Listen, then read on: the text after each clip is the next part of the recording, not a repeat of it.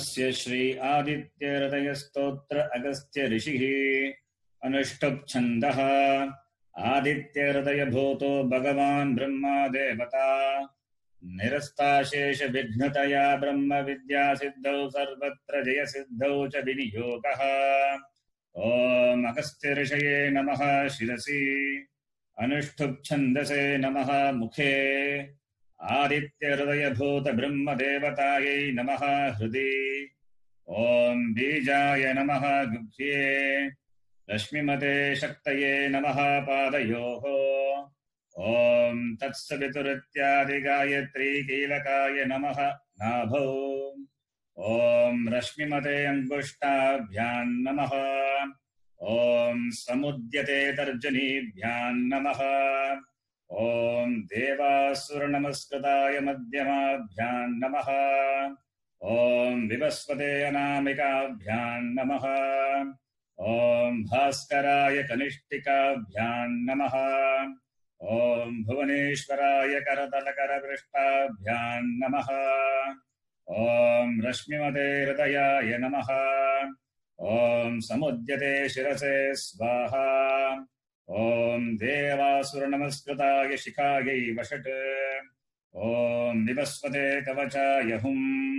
ओम भास्कराय नेत्रत्रयाय भौषट् ओम भुवनेश्वराय अस्त्राय फट् ध्यानम् ओम भूर्भुवः स्वः तत्सवितुर्वरेण्यं भर्गो देवस्य धीमहि धियो यो नः प्रचोदयात्।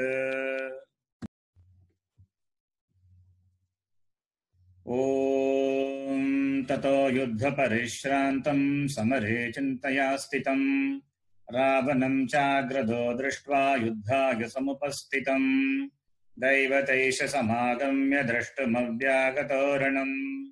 उपागम्याब्रवीद्रामम् अगस्त्यो भगवान् ऋषिः राम राम महाबाहो शृणु भृत्यं सनातनम् येन सर्वा नरेन् वत्स समरे विजयिष्यसि आदित्यहृदयं पुण्यं सर्वशत्रुविनाशनम् जयावहं जपे नित्यम् अक्षय्यं परमं शिवम् सर्वमङ्गलमाङ्गल्यं सर्वपापप्रणाशनम् चिन्ताशोकप्रशमनम् आयुर्वर्धनमुत्तमम् रश्मिमन्तं समुद्यन्तं देवासुरनमस्कृतम् पूजयस्व विभस्वन्तं भास्करं भुवनेश्वरम् सर्वदेवात्मको येष तेजस्वी रश्मिभावनः एष देवासुरगणान् लोकान् पातिकवस्तिभिः एष ब्रह्मा च विष्णुश्च शिवः स्कन्दः प्रजापतिः महेन्द्रो दनदखालो यमः सोमो ह्यपाम्पतिः पितरो वसवः साध्याः ह्यश्विनौ मरुतो मनुः वायुर्वह्निः प्रजाप्राणऋतुकर्ता प्रभाकरः आदित्यः सविता सूर्यः खगः पूषा गभस्तिमान्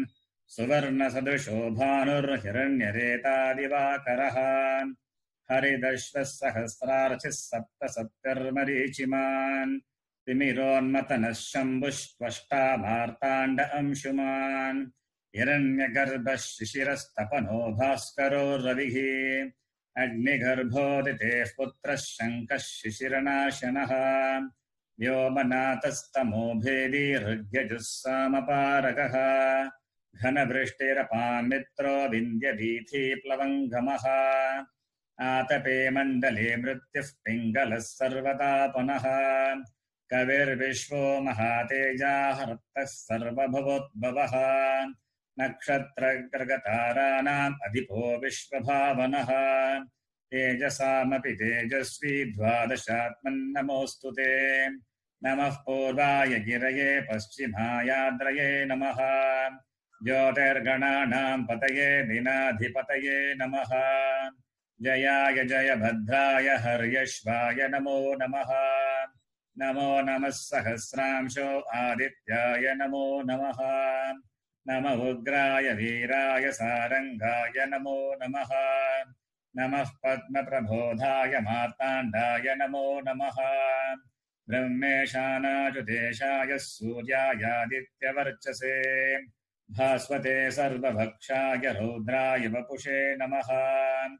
तमोघ्नाय यमघ्नाय चतुर्घ्नायामितात्मने कृतघ्नघ्नाय देवाय ज्योतिषां पतये नमः तप्तचामीकराभाय वह्नये विश्वकर्मणे नमस्तमोऽभिनिघ्नाय रुचये लोकसाक्षिणे नाशयत्येष वैभूतं तदेव सृजति प्रभुः पायत्येष तपत्येष वर्षत्येष गभस्तिभिः एष सुप्तेषु जागर्ति भूतेषु परिनिष्ठितः एष चैवाग्निहोत्रं च फलं चैवाग्निहोत्रिणाम् वेदाश्चक्रतवश्चैव क्रतूनां फलमेव च